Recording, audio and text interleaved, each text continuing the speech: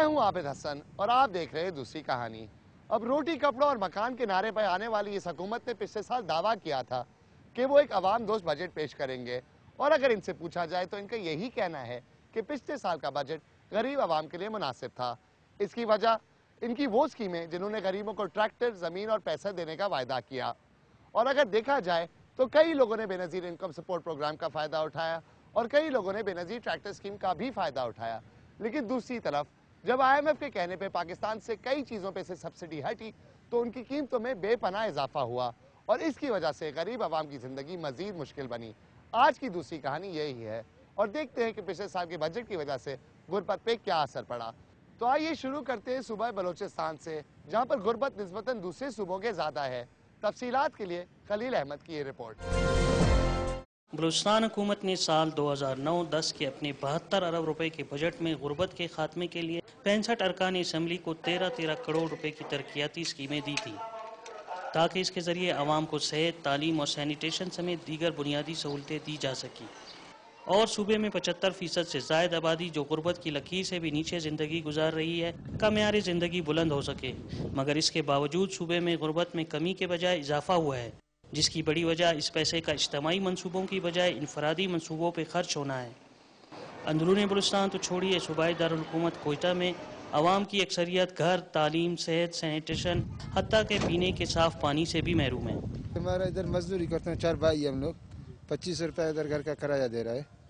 हम लोग इधर जो पहले 25 रुपये घर का किराया निकालते हैं, बाद में जो कुछ हो गया तो अपने सौदा वगैरह लेता, नहीं तो हो गया तो बस गुजारा ऐसे कर रहा है। सूबाई वजीर रेवेन्यू जमुल खान अचकज़ई समझते हैं कि हमने गुज़िश्ता साल जो वादे किए थे इन पे अमल दरामद हो रहा है, लेकिन इसके मुस्बत नताइज न आने की बड़ी वजह मरकज से फंड्स का बरवक्त रिलीज ना होना है।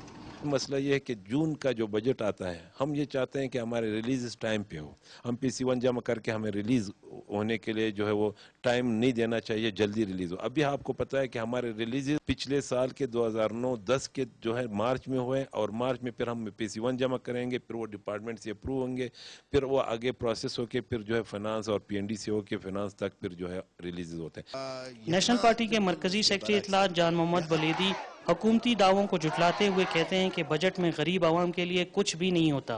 बलूचिस्तान का है मसला 4-5 हैं, जिसमें पहले नंबर पे आता है एजुकेशन, दूसरे के नंबर पे आता है हेल्थ, तीसरे पे आता है हमारा एग्रीकल्चर, चौथे पे आता है हमारा लाइव स्टॉक, पाँचवें पे आता है हमारा इरिगेशन, छठे पे आता है हमारी माहीगीरी और सातवें पे आता है माइनिंग्स।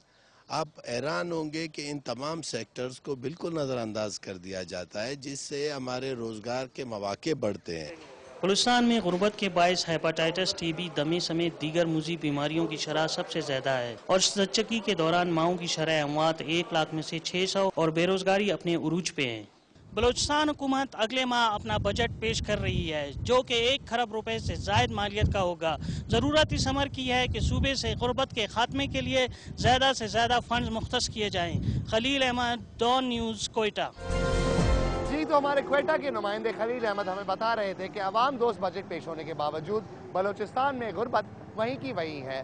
वक्त हुआ एक छोटी सी ब्रेक का, लेकिन वापस आकर देखते हैं कि खैबर पख्तूनख्वा में पिछले बजट के बाद क्या असर पड़ा, और ये भी देखते हैं कि कहीं पंजाब की सस्ती रोटी स्कीम पंजाब और पाकिस्तान को महंगी तो नहीं पड़ी। हमारे साथ रहें।